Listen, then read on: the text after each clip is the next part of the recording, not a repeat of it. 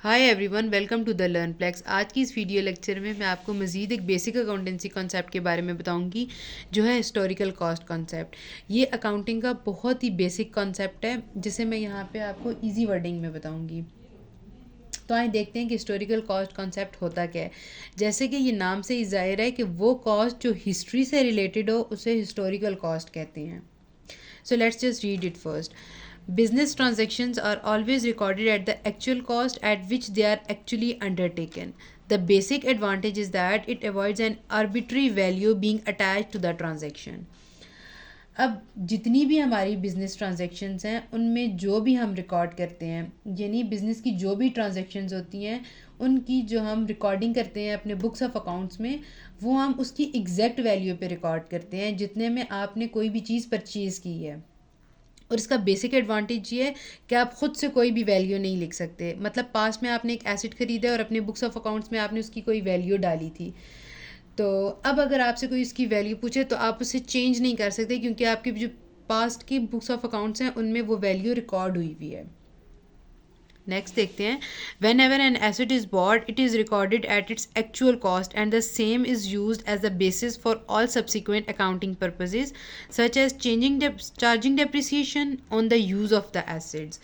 अब यहाँ आप एज्यूम करें कि आपने कोई एसेट ख़रीदा है तो एसेट पे लगती है डेप्रिसिएशन। अब कोई भी एसेट्स लाइक मशीनरी ख़रीदी है आपने तो उस पर डेप्रिसिएशन चार्ज होगी। आज से कुछ साल पहले उसकी प्राइस जो भी थी, फॉर एग्ज़ाम्पल 10,000 थी, तो आज से कंपैरेटिवली उससे थोड़ा महंगा ही होगा। ऑब्वियसली उसकी रीज़न ये है कि टाइम के साथ मनी की वैल्यू फॉल करती है और इस फॉलिंग वैल्यू की वजह से प्राइजेज़ हाई हो जाती हैं। तो आज से जो मशीनरी आपने 10 साल पहले ख़रीदी थी 1 करोड़ की, तो देर इज़ अ पॉसिबिलिटी कि आज वो मशीनरी 1 करोड़ 10 लाख की है या 1 करोड़ 20 लाख की हो सकती है या 1.5 करोड़ की भी हो सकती है। लेकिन हम रिकॉर्डिंग किस वे में करेंगे कि आज से 10 साल पहले हमने ख़रीदी 1 करोड़ की थी और उसी की कॉस्ट की बेसिस पे हम रिकॉर्डिंग करते चले जाएंगे। तो इसे हिस्टोरिकल कॉस्ट कहते हैं। नेक्स्ट अगर इसकी हम कोई एग्ज़ाम्पल देखें तो हम ये एग्ज़ाम्पल लेते हैं कि हमने एक मशीनरी ख़रीदी है। कब ख़रीदी है? 1 अप्रैल 2019 को। और मशीनरी हमने कितने की ख़रीदी है? 10 लाख की ख़रीदी है। मतलब उसके लिए हमने कितना पे किया है? 10 लाख पे किया है। और हमारे बुक्स ऑफ अकाउंट से जो अमाउंट निकली है वो थी 10 लाख की। तो हम अपने बुक्स ऑफ अकाउंट्स में उसे कितना रिकॉर्ड करेंगे? 10 लाख। और ये एस्टिमेटेड है कि उसकी यूज़फुल लाइफ 10 साल है। मतलब अगले 10 सालों तक वो मशीन यूज़फुल रहेगी। अब अगले साल हम लोग देखें तो पिछले साल जब हमने ख़रीदी थी 1 अप्रैल 2019 को तो उसकी कॉस्ट कितनी थी? 10 लाख। अब अगर अगले साल हम देखें 31 मई 2020 को तो हम लोग 10 लाख रिकॉर्ड नहीं करेंगे क्योंकि ये मशीनरी 1 साल यूज़ हो चुकी है। जब कोई मशीनरी 1 साल या कितने भी अरसे के लिए यूज़ हो तो वो डेप्रिसिएट हो जाती है। अब हम लोग ये पूरी की पूरी अगले साल चार्ज नहीं करेंगे, हम इसकी डिप्रिसिएशन निकालेंगे। डिप्रिसिएशन कैसे निकालते हैं? कॉस्ट को डिवाइड करते हैं यूज़फुल लाइफ पे। तो कॉस्ट कितनी है? 10 लाख और यूज़फुल लाइफ कितनी है? 10 साल। तो डिप्रिसिएशन कितनी आ जाएगी? 1 लाख। हम लोग नेक्स्ट ईयर 31 मई 2020 पे 10 लाख में से 1 लाख की डिप्रिसिएशन चार्ज करेंगे तो हमारे पास जो कॉस्ट बचेगी 9 लाख। तो उस साल जो हम लोग अपने बुक्स ऑफ अकाउंट्स में मशीनरी की वैल्यू ऐड करेंगे वो 9 लाख करेंगे। उससे अगले साल हम लोग 1 मई 2021 को 9 लाख ऐड नहीं करेंगे अपने बुक्स ऑफ अकाउंट्स में क्योंकि मशीनरी 1 साल और यूज़ हो चुकी है। तो जब मशीनरी एक और साल यूज़ होगी तो 1 लाख की डिप्रिसिएशन आ जाएगी। तो 9 में से 1 निकलेगा तो 8 लाख बच जाएगा। अब ये जो 8 लाख है 1 अप्रैल 2021 को जो बुक्स ऑफ अकाउंट्स बनेंगे उनमें मशीनरी की वैल्यू 8 लाख ऐड हो जाएगी। अब एज्यूम करें कि आपसे किसी ने पूछा है कि 31 मार्च 2021 को ये बताएं कि आपने ये मशीनरी कितने की ख़रीदी थी, तो आप कहोगे कि 10 लाख की। हमारी ये जो कॉस्ट है ये पास्ट से रिलेट करती है, हिस्ट्री से रिलेट करती है, इसलिए इसे हिस्टोरिकल कॉस्ट कहा जाता है।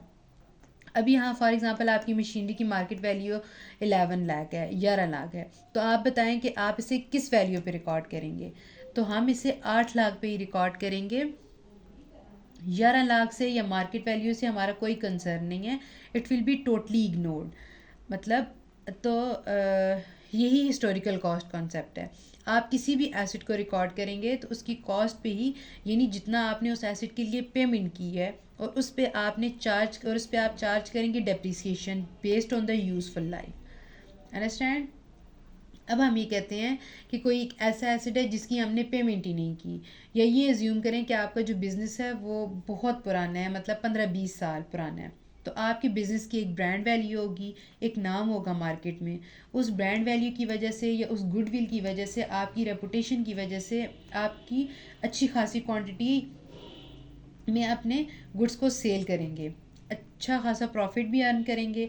ये आपके लिए ये जो ब्रांड वैल्यू है ये बहुत इंपॉर्टेंट एसेट है, और ये हमारा इंटेंजिबल एसेट है, क्योंकि इसकी वजह से आप बहुत बेनिफिट कमा रहे हैं, मतलब आप एसेट्स, आप अपना प्रॉफिट कमा रहे हैं इसकी वजह से। तो ये एसेट आप अपने बुक्स ऑफ अकाउंट्स में रिकॉर्ड नहीं कर सकते, क्योंकि आपने इसके लिए कोई पेमेंट नहीं की। तो जिस एसेट की कोई पेमेंट नहीं होती उसे हम रिकॉर्ड नहीं करते। ये हिस्टोरिकल कॉस्ट कॉन्सेप्ट की एक बहुत बड़ी लिमिटेशन है कि जिस एसेट के लिए आप पेमेंट नहीं करेंगे उस एसेट को आप अपने बुक्स ऑफ अकाउंट्स में रिकॉर्ड नहीं करेंगे। तो यही था historical cost concept. I hope कि आप सबको समझ आई होगी। See you in the next video. Bye bye.